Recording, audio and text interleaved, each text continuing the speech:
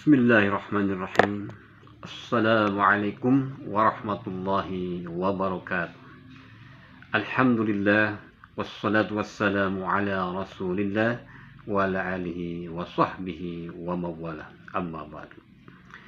Saudara-saudara yang berbahagia, selamat berjumpa lagi dalam channel Catatan Harian Seorang Penghulu.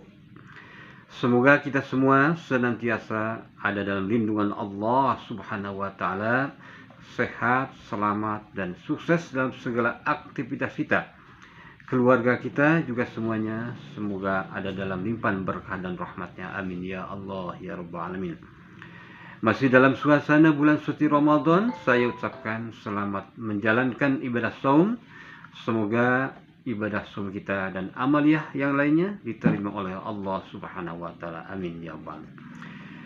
Saudara-saudara yang berbahagia, menyikapi situasi wabah COVID-19 ini masih melanda dunia, termasuk negara kita, masih sangat memprihatinkan.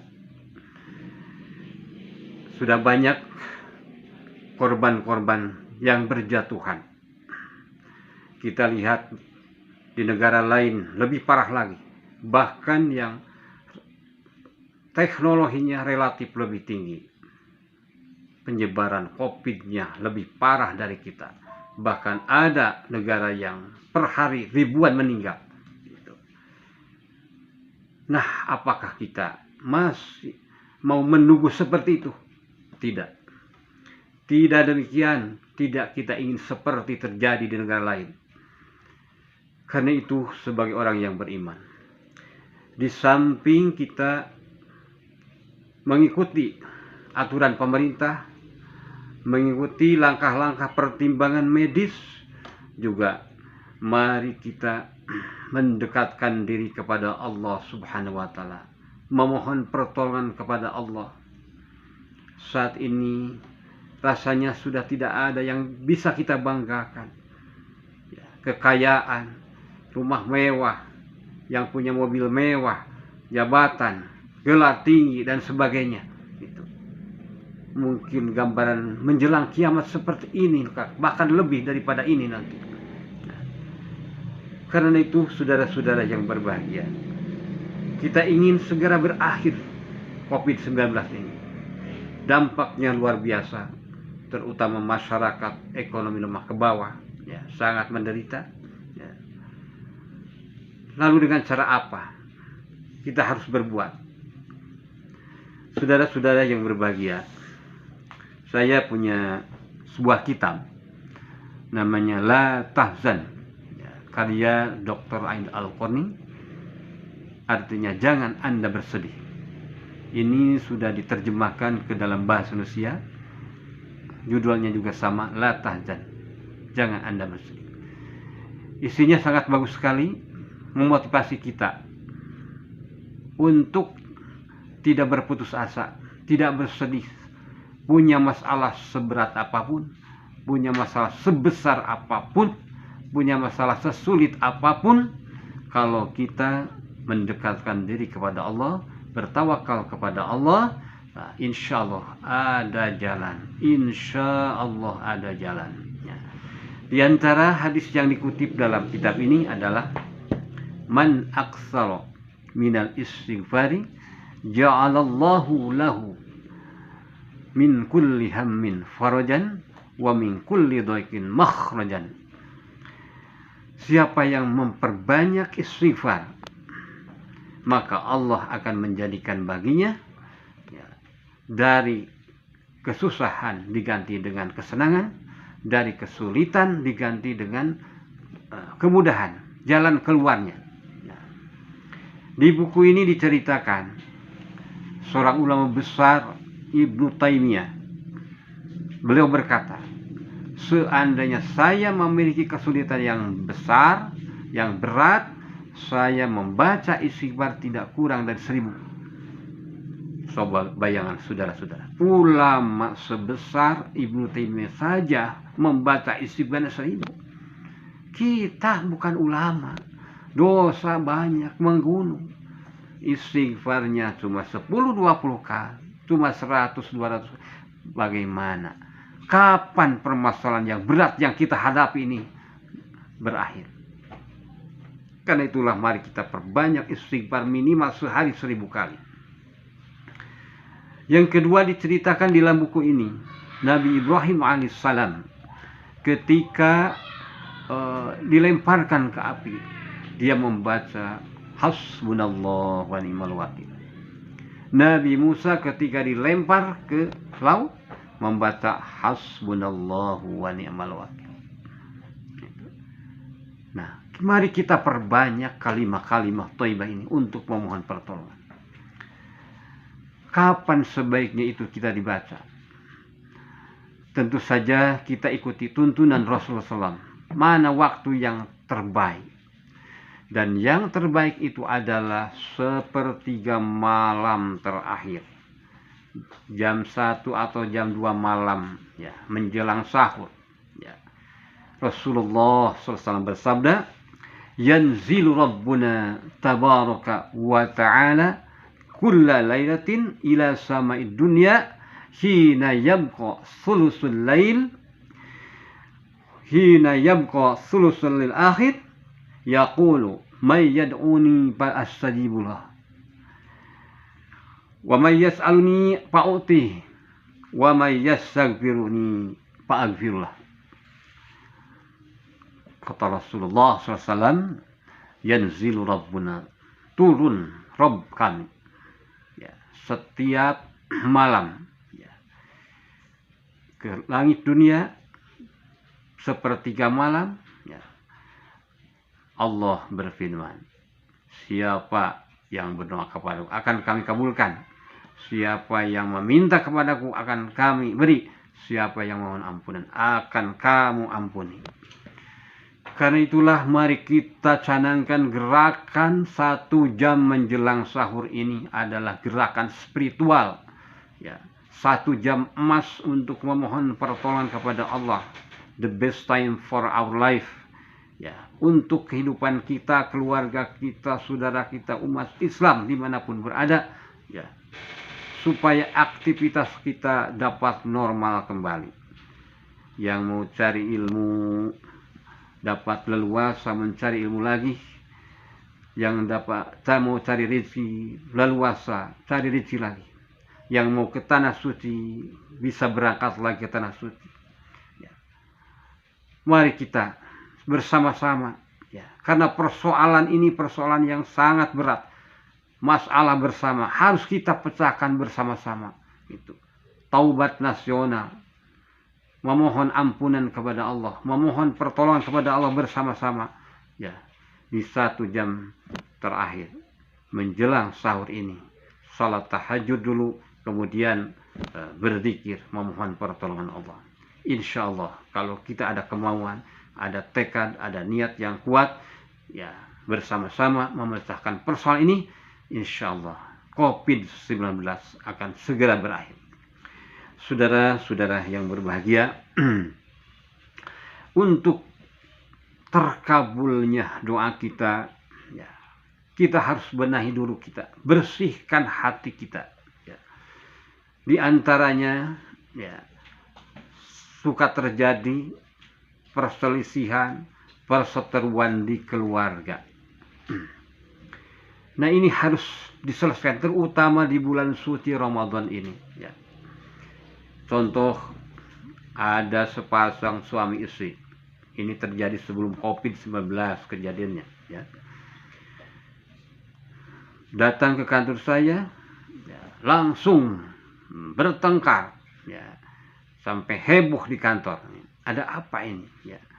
Di kantor saja, di tempat lain sudah bertengkar, bagaimana di rumahnya? Saya sebagai wasit langsung cut, stop pertengkaran. Ini bukan tempat bertengkar. Setelah itu saya panggil suaminya ke dalam ruangan saya, ya, istrinya suruh nunggu di luar. Saya tanya, Bapak ada masalah apa ini sampai bertengkar di sini?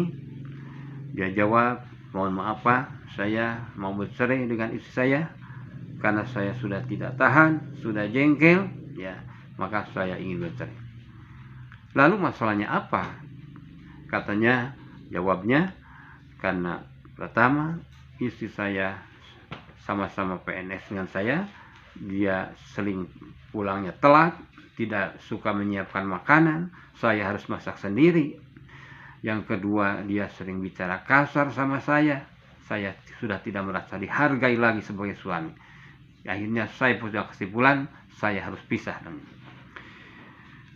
Baik, setelah itu saya tanggapi, ya, dan benang merahnya ada pertama masalah kekesalan, tidak ada yang menyiapkan makanan, yang kedua kekasaran istri terhadap suami.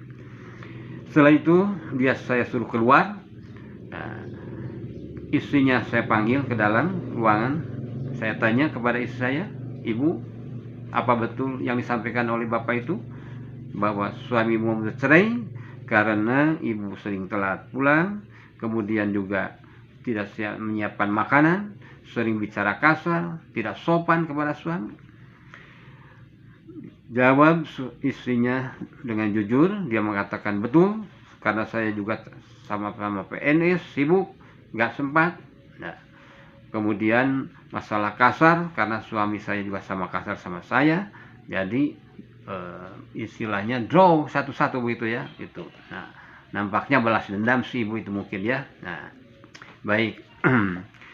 Setelah itu saya panggil lagi kedua-duanya ke dalam ruangan, saya mediasi. Saya berikan nasihat kepada bapak dan ibu, ya.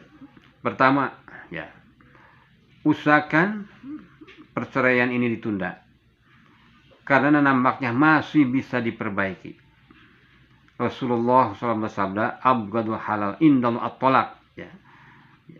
Perkara yang halal dibenci oleh Allah adalah at-talaq, talak. Kalau memang dalam kondisi darurat sudah tidak bisa disatukan, daripada banyak berdosa, banyak madaratnya, ya lebih baik pisah. Itu mungkin sudah dalam keadaan darurat. Tapi bapak dan ibu nampaknya masih bisa diperbaiki. Ya. Pertama, kan, masalah menyiapkan makanan, coba angkatlah asisten rumah tangga atau pembantu yang bisa menyiapkan makanan itu. Dia jawab, memang pernah mengangkat pembantu tapi tidak ada yang betah. Ya boleh jadi karena sikap, ya, dari bapak dan ibu kurang nyaman bagi orang lain, ya. Mungkin sering berkata kasar, suka marah-marah dan sebagainya, sehingga tidak ada yang betah. Jadi yang kedua, robah, ya, sikap, ya, suami terhadap istri, istri terhadap suami, bersikap santun, sopan dalam berbicara, ya, secara bertahap lah, ya, itu. Mulai belajar berubah, ya. Kemudian yang ketiga, ciptakan suasana religius di rumah, ya. Suasana keagamaan di rumah. Misalkan sekali-kali sholat berjamaah, sekali-kali baca Quran bersama, ya, sekali-kali berangkat ke pengajian, ya, itu insya Allah itu dapat berkah, ya, kalau bersama-sama dalam kebaikan itu, ya. Kemudian juga coba sekali-kali rekreasi, ya, yang ringan-ringan sajalah. Misalkan jalan santai, ya. Di kita ada Car Free Day, ya. Coba bapak dan ibu pergi bersama-sama, ya. Ketika nanti berjalan-jalan itu saling berpegangan tangan, ya. Berpegangan tangan, ya. Karena berpegangan tangan itu ada energi benih-benih kasih sayang hampir mati itu insya Allah akan tumbuh lagi, ya. Kemudian setelah itu, ya, cari rumah makan yang dianggap nyaman, makan bersama, ya, mengenang lagi masa dulu ketika pengantin baru. Ibu bapak dulu di pelaminan biasanya saling suap, ya, makan ayam bakakak, ya. Nah, kemudian malamnya ngadang kak, ya, itu. Dan siangnya tertawa terbahak-bahak. Nah, begitu, ya, mengenang masa lalu. Nah, nampaknya saya lihat suami dan istri mendengar nasihat saya sudah mulai senyum-senyum nih, ya. Ketegangannya sudah tidak ada, ya, kebekuannya sudah cair. Saya suruh berjabatan tangan keduanya, istri silakan cium tangan suami, suami peluk istri, ikrarkan saling bermaaf-maafan. Ibu minta maaf kepada suami, suami juga meminta maaf kepada istri, ya. Dan bismillah, bismillah, bismillah, mulai hari ini tidak ada lagi pertengkaran. Mulai saat ini akan membuka pintu maaf selebar-lebarnya. Ya. Mulai ini tidak akan ada dendam lagi, tidak ada dusta di antara kita. Ya, sama-sama kerjasama membangun rumah tangga. Ya. Saudara-saudara yang berbahagia, akhirnya suami istri itu pulang dan setelah beberapa lama tidak ada lagi kembali kepada saya. Ya, mudah-mudahan keduanya rukun kembali, ya, lebih baik lagi rumah tangganya. Saudara-saudara yang berbahagia, sudah pernah saya sampaikan bahwa yang namanya rumah tangga itu bagikan seseorang sedang mengarungi lautan, menumpang kapal di laut, kadang-kadang tenang, kadang-kadang damai, nah, tapi sewaktu-waktu muncul angin, ombak menggoyahkan kapal. Bagaimana supaya kapal ini selamat? Selain ada kecerdikan dari nakhodanya, ya, juga memohon pertolongan kepada Allah Subhanahu wa Ta'ala. Demikian juga orang yang berumah tangga, kadang-kadang harmonis, damai, tenang, tapi sewaktu-waktu muncul, ya, gangguan, ya, goyah, bisa jadi dari internal keluarga maupun jadi dari luar. Nah, bagaimana memanagenya supaya rumah tangga itu selamat? Ya, tadi selain berusaha mendamaikan, juga bertawakal memohon kepada Allah Subhanahu wa Ta'ala, nah, agar persoalan di rumah tangga bisa selesai. Saudara-saudara yang berbahagia, juga selain suami istri perlu memahami hak dan kewajiban di rumah tangga, juga perlu memahami keseimbangan suami istri yang digambarkan oleh Allah Subhanahu wa Ta'ala dalam Al-Qur'an. A'udzu billahi minasyaitonir rajim. Hunna libasul lakum wa antum libasul lahun. Istri itu adalah pakaian bagi suami, suami juga adalah pakaian bagi istri. Yang namanya pakaian tentu saja di sini gambarannya adalah filosofinya saling membutuhkan. Ya. Fungsi pakaian pertama adalah sebagai penutup aurat. Itu artinya, ya, bila di dalam suami dan istri ada sesuatu yang tidak baik, tidak pantas dibicarakan kepada orang, jangan dibocorkan kepada orang lain, harus menutupi. Yang kedua, di ada suami istri ada kekurangan-kekurangan, nah, kelemahan-kelemahan, nah, tutupilah kelemahan itu, ya, saling menutupi. Ya. Yang kedua, fungsi pakaian sebagai pelindung, penjaga, ya. Ketika panas, dingin, dengan pakaian terlindungi. Demikian juga dalam berumah tangga, suami istri harus saling melindungi, menjaga, ya, menjaga kehormatannya, menjaga fisiknya, ya, menjaga kesehatannya dan sebagainya. Kemudian yang ketiga, fungsi pakaian keindahan, ya. Setiap orang pada umumnya senang kepada pakaian, ya, apalagi pakaian yang bagus, ya. Nah, kalau keindahan itu, ya, tidak pantas dijelek-jelekan. Ya. Jadi suami harus merasa bangga punya istri, istri juga harus merasa bangga punya suami. Terlepas daripada kekurangan-kekurangannya, semua tidak ada yang sempurna, manusia biasa tidak ada yang sempurna sebenarnya. Itu harus saling menerima, ya, kelebihannya, kekurangannya kita terima, ya. Jadi jadikan sebagai keindahan, jangan sampai minder, saya punya istri begini, nah itu, dan lain sebagainya. Nah, itulah, ya, saudara-saudara sekalian. Mudah-mudahan uraian singkat tentang bagaimana upaya menghentikan, menyetop corona ini dengan pendekatan spiritual, ya. Kemudian juga upaya kita mendamaikan di antara keluarga yang berseteru, ya, mari kita terus ciptakan suasana yang harmonis di rumah tangga, ya. Perbanyak mohon pertolongan kepada Allah agar segala harapan kita dapat terwujud. Saudara-saudara yang berbahagia, semoga apa yang saya sampaikan ini bermanfaat.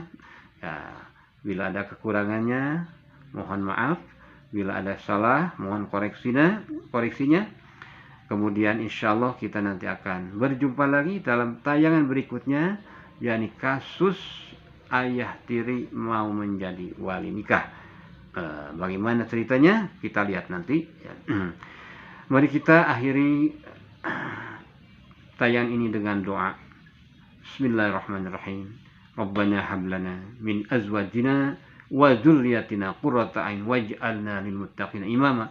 Rabbana atina fid dunya hasanah wa fil ardi hasanatan wa qina adzabannar.